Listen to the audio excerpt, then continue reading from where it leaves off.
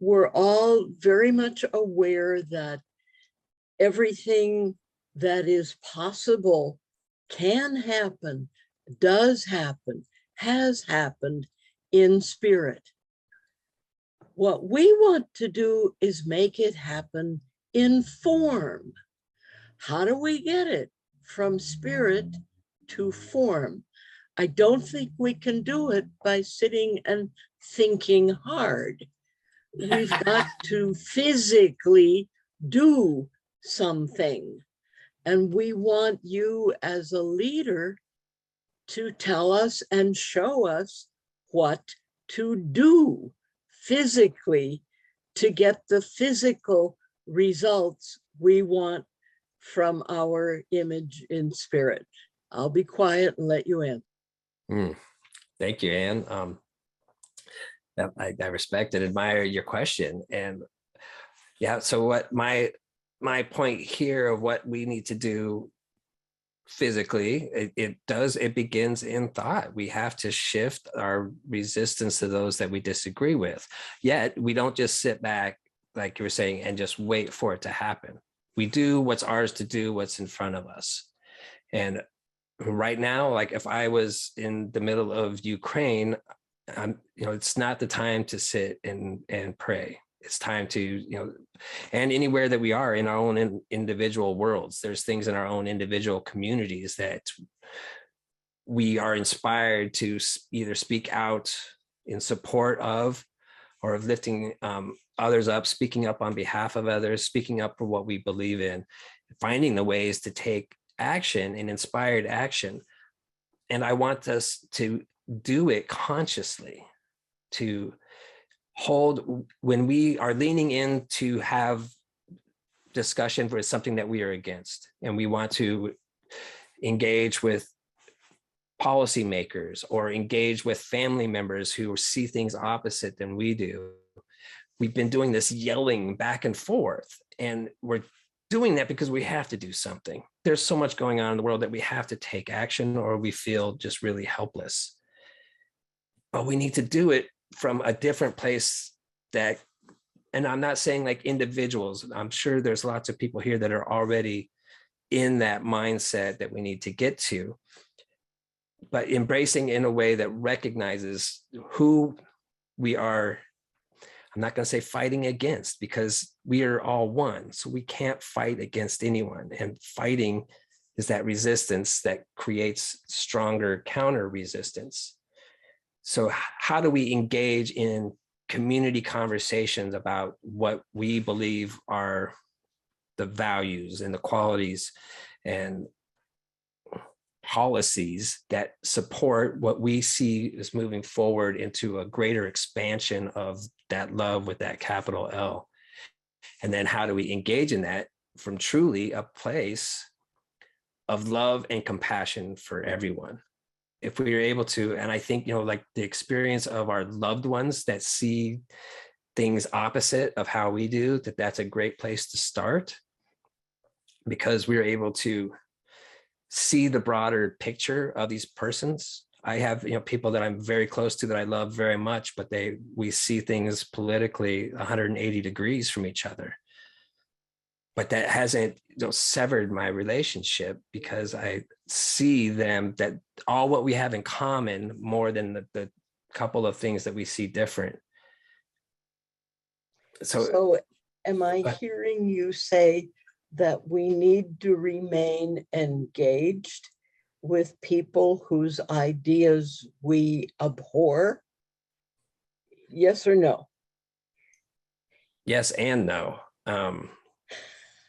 It's not a simple, clear answer. If it's somewhere that you can engage at and try to do it in a place of greater compassion, then that's great.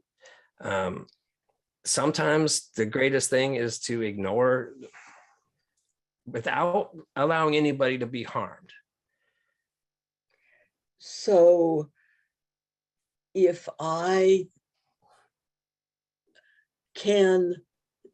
have discovered in my experience that the best way to engage with someone whose ideas are very different is to ask questions.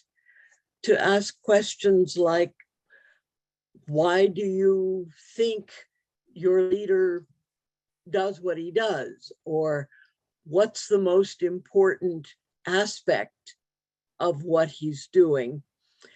But I still haven't heard from you any physical thing that we should be doing to bring into form the results that we desire. I say this because I believe we are co-creating the universe, and we have to be aware that so is everyone else, and their ultimate goal may look different from mine. And I need to understand how to communicate my goal to other people and make it desirable to them. How do I communicate with people whose ideas are very different? For example, Putin feels that we are all one. We are all Russians. We are all deserving of being part of Russia. That doesn't sound like a bad thing. If we're all one as Russians, it's the idea of getting that good idea of we are all one Russian community to stop killing people who believe differently. What can we do physically to bring this into physicality? I'll stop. Sure. Well, okay. The first thing that you led to, I think, is crucial, is asking questions. Really trying to get to, if Putin is saying that we are all one and that we can create this utopia, we can't, it's obvious to us sitting outside of it that you can't create anything like that by force. We've seen, human history that anything taken by force eventually will not withhold or not withstand. So how it's, conflict resolution, conscious conflict resolution is key. So I'm not like at a table with Putin, but the leaders that are, if they can somehow, get to that core of what is most important, I think that at the core of our being, we all want the same thing. We have very different ideas of how to get there. And that's where the conflict arises, where that resistance arises. And so it's a radical shift of how we engage in conversation and how we engage in diplomacy. We are definitely all co-creating at this. And there's so much underneath the surface that I don't know the answer to your question. I don't know, other than to take inspired action where you feel necessary. What can you do in the world to take action to bring yourself to engage? Is it, donating money to a cause? Is it your prayer work? Is it writing letters to your, senators, representatives?